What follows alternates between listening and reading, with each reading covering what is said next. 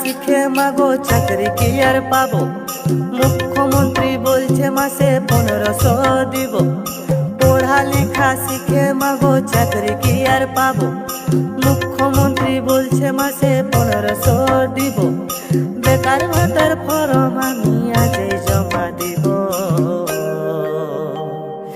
এবারে আমি বেকার ভাতা পাবো, এবারে আমি বিহা করে নিব। এবারে আমি বেকার ভাতা পাবো, এবারে আমি বিহা করে নিব।